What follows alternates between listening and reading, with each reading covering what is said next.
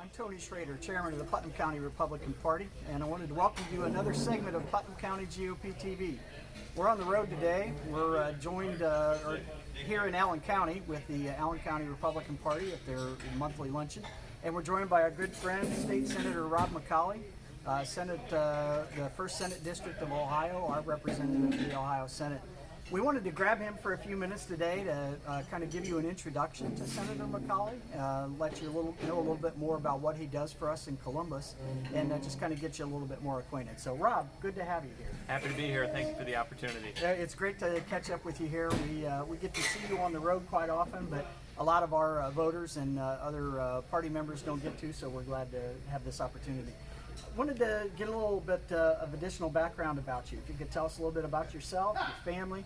I know you're an Ohio State graduate, so that matters. You don't have the button on today, but that's okay. It's okay. Also, still have the color scheme. The color scheme matches. You were well prepared for that. So just give us a little bit of your background, if you would. Yeah, sure. I'm born and raised in Napoleon. Graduated from Napoleon High School and ended up going to Ohio State, as you mentioned. Got a degree in business, Bachelor's of Science in Business Administration with a major in finance. And then also on top of that, went to law school. Got a law degree from the University of Toledo. Started my career and then, of course, in 2014, decided to take a run for the Ohio House of Representatives. And many of the people in Putnam County probably remember that campaign. Ran for the Ohio House of Representatives in the district that at the time included Putnam, Henry, Williams, and part of Fulton County.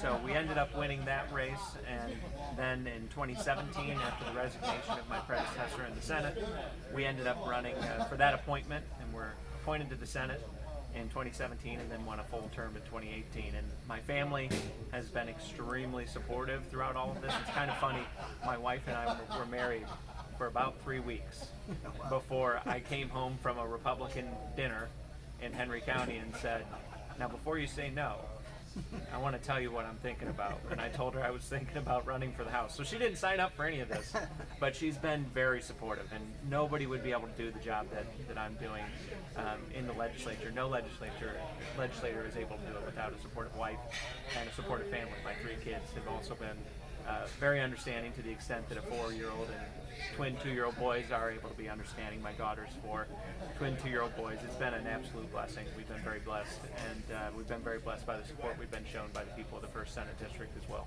Oh, that's good to hear. And yeah, your family is just wonderful. Your lovely wife and your kids. I've called your daughter your secret weapon for years because when you go to an event with her, everybody loves you. So it certainly helps. Not just your own voters, as far as that goes.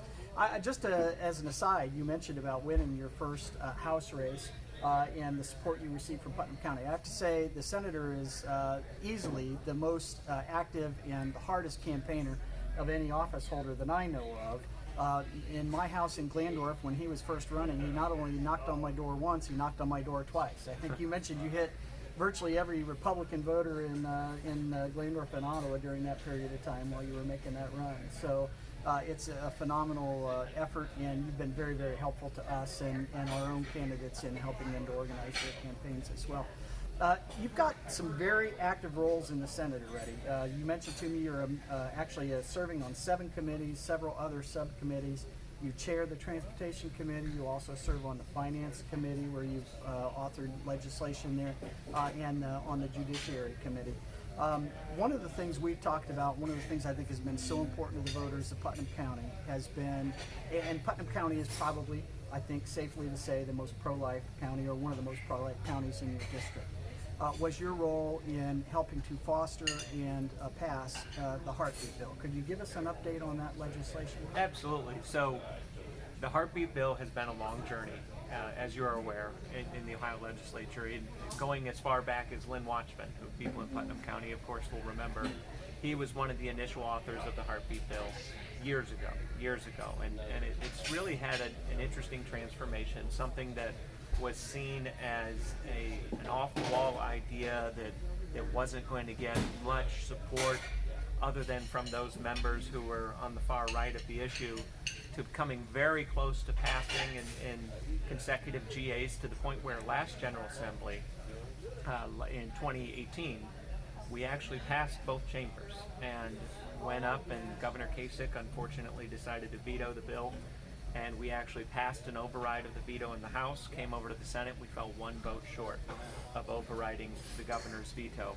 And so that was a tough day. That was a very tough day. But we came into this General Assembly, and one of my pushes, when we were discussing whether or not to bring up the bill to override Governor Kasich's veto last General Assembly, the conversation was, well, you know, we can always try this next General Assembly. And I said, look, I understand that that's what's been said, but that's what's been said each of these previous General Assemblies as well. And it's always waited until the 24th month. We have 2-year General Assemblies. It's always waited until the very last month we can pass something before we do anything. We in this room need to make a promise that we're going to do this in the first several months of the General Assembly. Because we owe that to our constituents, those of us who profess to be very pro-life and who believe that life is a gift from God that begins at conception. This is an absolute must. We need to do it now. Governor DeWine has said he will sign it. Let's put it on his desk. And thankfully, the leadership of the Senate agreed with that, and we ended up passing a bill within the first 3 months. That was the heartbeat bill that went over the House, saw swift passage, and thankfully, Governor DeWine saw it fit to sign it. So that law went into effect in Ohio. Now, of course, we're going through the legal system right now, as we expected.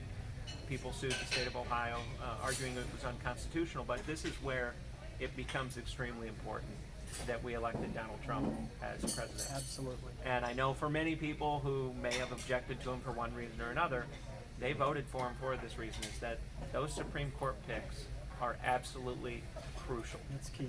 And you have to look at it this way. Our Supreme Court is now in a 5-4 majority in the United States Supreme Court, and they're all relatively young, with the exception of Justice Clarence Thomas. They're all relatively young. They have years left. They're going to be able to be the backbone of the country when it comes to these constitutional issues.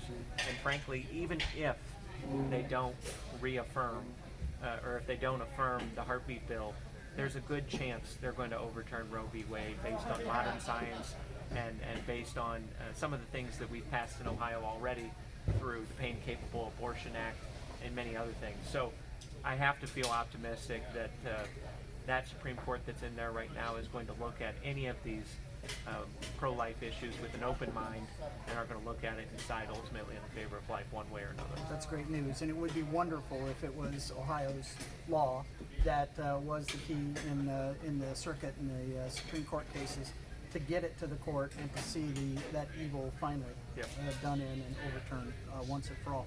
Well, and finally, I got to put you on the spot. You've got a very large district. It's got 11 counties in it.